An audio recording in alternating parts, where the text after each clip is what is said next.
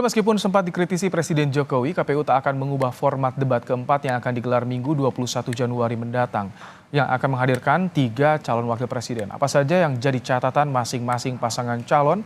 Kita akan bahas bersama dengan narasumber di Studio Kompas TV. Saudara sudah hadir Islah Bahrawi sebagai tim ses Ganjar Mahfud. Lewat sambungan virtual juga ada Wihadi Wianto, jubir tim kampanye nasional Prabowo Gibran, dan ada Triyono Lukmantoro, pengamat politik dari Universitas Diponegoro. Selamat sore, Pak Wid. Sore semuanya. Mas Triyono. Selamat sore. Mas Islah, selamat datang di Studio Kompas TV. Pak Wihadi, KPU sudah menetapkan format tidak akan diubah, meskipun sebelumnya ada kritik langsung dari Presiden Joko Widodo. Catatan Anda bagaimana? Tanggapan Anda seperti apa, Pak Wid?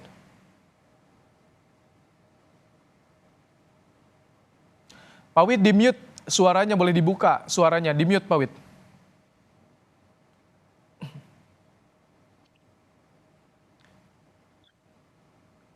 Baik, sambil saya menunggu untuk memperbaiki hubungan audio dengan Wihadi Wianto. Pak Wid. Sudah, dengar nggak? Nah, ini sudah jelas, silakan. Bagaimana tanggapan Anda, Pak Wid? Ya, jadi saya kira kalau memang KPU tidak merubah format, bagi kami tidak ada masalah.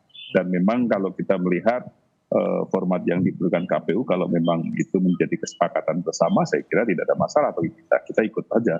Jadi kalau apa yang disampaikan KPU hari ini bahwa tidak akan dirubah, itu tidak ada masalah bagi kita.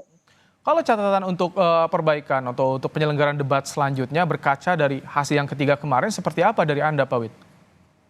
Ya, saya kira begini, kalau kita melihat kemarin, itu tentunya yang perlu diperhatikan adalah mengenai masalah substansi daripada pertanyaan dan substansi daripada apa yang menjadi topik pada saat itu. Jadi kalau kita melihat serang menyerang atau mungkin mengenai masalah adu program itu tidak akan muncul kalau yang namanya moderator tidak memberikan satu guidance terhadap permasalahan pertanyaan apa yang seharusnya pada topik itu. Nah, ini kan menjadi permasalahan-permasalahan yang sering kali ini berkembang kemana-mana dan ini adalah menjadi saling serang secara pribadi. Dan ini saya kira tentu ketegasan daripada moderator dalam hal ini dan juga panelis tentunya memberikan satu guidance terhadap permasalahan apa yang akan ditanyakan, dan itu adalah merupakan satu koridor pertanyaan, bukan pertanyaan yang ada suatu topiknya tetapi tidak pada topik itu tapi kemana-mana sehingga programnya tidak muncul dari situ. Jadi saya kira masyarakat juga menginginkan adanya adu program yang jelas dalam hal ini. Jadi saya kira itu adalah catatan di mana penyelenggaraan. Pada debat pertama dan kedua, saya kira moderator cukup tegas, tetapi kalau kita lihat di ketiga, moderator ini hampir tidak berfungsi. Nah, disinilah mungkin bukan formatnya, tetapi kalau kita lihat adalah bagaimana pelaksanaan di lapangan dengan moderator yang ada dan bagaimana penggait daripada acara itu. Kalau format tidak masalah dari Anda, Pak Wid, bagaimana Mas Islah? Kalau Anda melihat format tak masalah, tapi ada guidance yang jelas, ada ketegasan, itu yang dinantikan. Kalau dari Anda seperti apa? Ya, kalau saya kira begini ya, kalau soal debat pilpres, kalau kita melihat dari debat-debat pilpres yang ada di negara-negara demokratis pada tingkatan yang sudah sangat mapan, sebenarnya berkembangnya akselerasi dari forum itu kan memang tidak bisa dihindari sebenarnya. Ketika kita berbicara tentang pertahanan misalnya, sementara di situ ada Pak Prabowo sebagai Menhan yang juga sekaligus capres, lalu ditanya tentang penggunaan anggaran dan kemudian mengarah kepada persoalan etik, dari etik kemudian mengarah kepada kepemilikan lahan dan sebagainya. Ini kan sebenarnya akselerasi dari sebuah forum yang memang akan berkembang kemana-mana. Kalau kita lihat debat pilpres di Amerika misalnya, ketika persoalan-persoalan pribadi itu mulai disinggung-singgung, itu kan berkembang dari tema yang sudah diberikan sebenarnya. Berarti itu tergantung dari penanya, tergantung dari challenge yang disampaikan para kandidat? Ya, menurut saya ketika ditanya tentang satu hal, tapi kemudian jawaban itu tidak memuaskan atau memberikan jawaban yang tidak terlalu punchline terhadap pertanyaan, otomatis akan memancing penanya kepada satu hal yang tidak konteks memang. Nah, ini Ini kan sebenarnya kalau kita mau menyalahkan mengapa kemarin sampai menggugat persoalan-persoalan pribadi yang dianggap pribadi sebenarnya, ini menurut saya ya karena kesalahannya satu ada di Pak Prabowo. Mengapa Pak Prabowo itu jawabannya selalu ngambang dan tidak menjawab pertanyaan? Kalau soal yang dikritisi format debat dari KPU kemarin sempat dikritisi oleh Presiden Jokowi, itu bagaimana Anda melihatnya? Ini menurut saya juga bagian dari hipokrisinya Pak Jokowi. Soal tanah itu kan juga Pak Jokowi melakukan hal yang sama di tahun 2019. Dan bahkan mengatakan menyinggung-nyinggung soal perlakuan tidak pernah melakukan pelanggaran HAM dan sebagainya yang dianalogikan kepada dirinya. Ini kan juga perbuatannya Jokowi tahun 2019. Ini kan anomali dan juga hipokrisinya Pak Jokowi. Berarti kalau misalkan kita bicara soal format debat itu tak ada masalah, tapi itu bisa dikembangkan dari pertanyaan kandidat. Ya menurut saya debat tidak bisa diatur-atur. Dia akan berkembang dengan logikanya sendiri, saya kira begitu. Sebelum saya ke Pak Triyono, saya ingin ke Pak Wid sedikit tadi soal bagaimana kalau format tidak masalah, tapi bagaimana itu dari kandidat, pertanyaan dari kandidat itu yang bisa menyerang dalam tanda petik dalam debat, Pak Wid.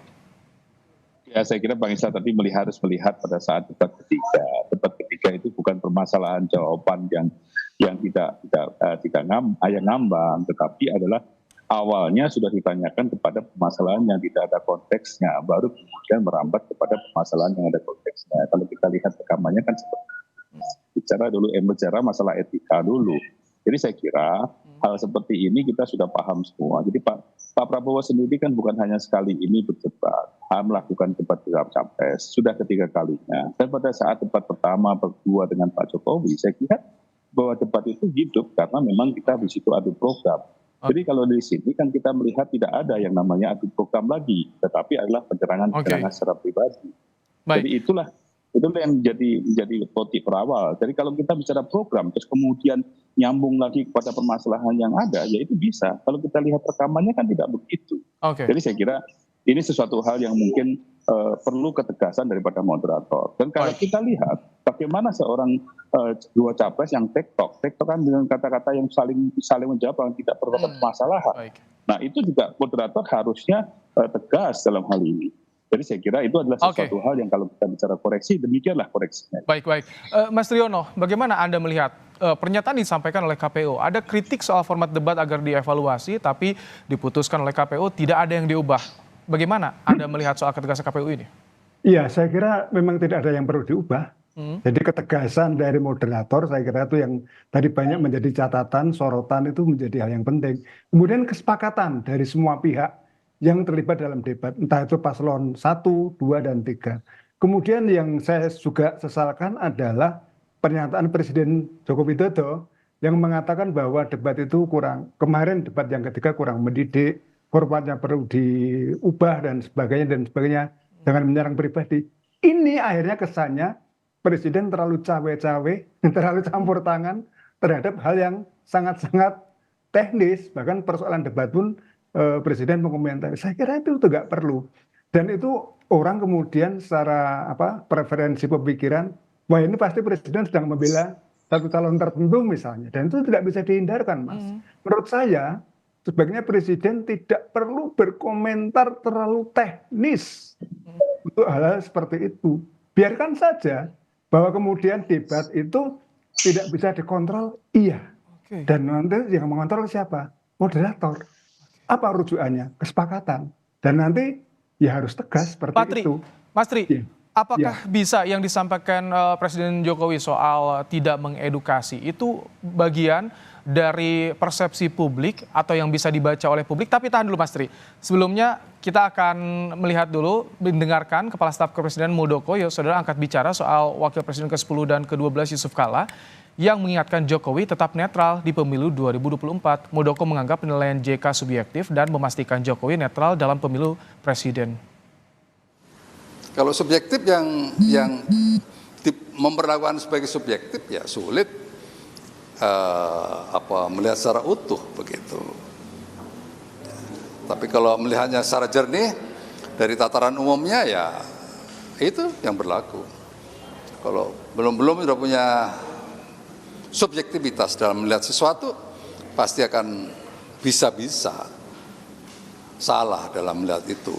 Pelayanan publik kita tidak ada mengesampingkan pihak siapapun, nggak ada di dalam pelayanan publik. Oh ini apa itu kelompoknya calon nomor 1, ini kelompoknya calon nomor 2, ini nomor 3. Akhirnya pemerintah membatasi dalam memberikan pelayanan. Nah itu nggak netral.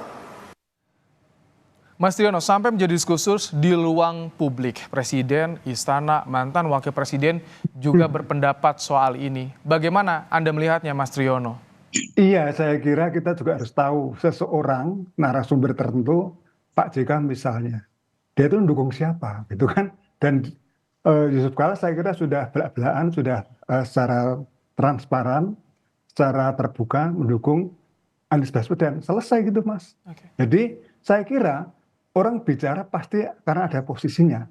Saya misalnya juga punya posisi tertentu sebagai pengamat, tapi apakah saya dijamin netral? Belum tentu juga. Tapi saya independen gitu loh. Artinya apa? Jangan sampai ketika, misalnya dalam kasus debat ketika kemarin, ada yang performnya kurang bagus, kemudian diubah deh. Gitu. Jangan sampai seperti itu. Bahwa kemudian menyerang pribadi, coba dong moderator yang tegas. Nah, batas-batas pribadi itu apa juga harus diklarifikasi misalnya. Jangan sampai kemudian kita seakan-akan semua hal dikembalikan pada persoalan pribadi. Katakanlah kepemilikan aset dan sebagainya. Seharusnya itu dijawab dengan mudah oleh Pak Prabowo bahwa ini aset saya tahun sekian, statusnya seperti ini, dan kemudian soal data alutsista dan sebagainya yang katanya rahasia, sampaikan gitu loh. Kerahasiaannya di mana, sampai sebatas mana dan sebagainya. Itu yang saya kira untuk Pak Wihadi ya. Semoga nanti Pak Prabowo juga tahu dan Gibran juga tahu batas-batas mana yang rahasia dan bukan rahasia. Oh, dari Anda? Batas-batas mana yang menyerang dan tidak menyerang gitu. Oke, sebelum Pak Wid, Mas Islah, kalau dari Anda soal batas-batas pribadi yang disampaikan dalam debat itu bagaimana, Mas Islah? Ya, saya kira memang tidak ada batas-batas pribadi kecuali pribadi yang sifatnya sangat pribadi, yang itu pun bersifat tidak boleh dikonsumsi publik. Kalau persoalan-persoalan kepemilikan tanah, persoalan cawapresnya misalnya lewat jalur paman seperti yang dikatakan Anies, ini kan sebenarnya sudah diketahui banyak orang. Saya sebenarnya dengan Pak Jokowi mengkritik soal debat ini, Mas Baim, saya nggak kaget sih. Semua kan ingin di custom fit. Semua ini kan tailor made oleh Pak Jokowi. Kalau Pak Jokowi bisa melakukan customize konstitusi di MK saja, apalagi urusan debat, itu pasti juga ingin di customize. Kalau ketika debat kemarin masih masuk jalur koridornya, masih masuk seperti itu. Ya menurut saya masih biasa-biasa aja, itu nggak apa-apa. Itu juga dilakukan Pak Jokowi tahun 2019 kok. Nggak ada yang berpolemik soal itu. Pak Wid, bagaimana? Katanya sudah biasa-biasa saja dengan personal tersebut dan tidak ada yang sesuai koridor tentunya. Ya begini, kalau saya melihat format, saya katakan format tidak ada. Tetapi kalau kita melihat dari segi apa yang disampaikan, kalau kita melihat bahwa sudah disampaikan bahwa data yang salah, data yang disampaikannya, data yang diberikan itu ada salah, kepemilikannya datanya juga salah. Kemudian 700 triliun barang bekas yang diberikan alutsista itu juga salah. Pak Prabowo juga mengatakan itu juga salah. Dan pada saat itu juga disampaikan juga bahwa itu adalah tanah yang memang merupakan tanah garapan daripada APH atau HPU yang disampaikan oleh Pak Prabowo. Tapi dari hal ini, kalau kita melihat serangan pribadi, kalau Pak Prabowo mau menyerang pribadi juga, dia akan mengatakan, loh, tanah ini dulu saya buat untuk biayain kamu ke waktu maju ke gubernur DKI. Tapi kan Pak Prabowo nggak mengatakan. Kalau bantahan itu tidak disampaikan ketika debat, Pak Wid. Nah, itulah yang namanya Pak Prabowo itu seorang negarawan. Dia tidak mau mempermalukan orang di depan seperti itu. Kalau dikatakan seperti itu, buka-bukaan di situ. Kita bisa buka-bukaan di situ.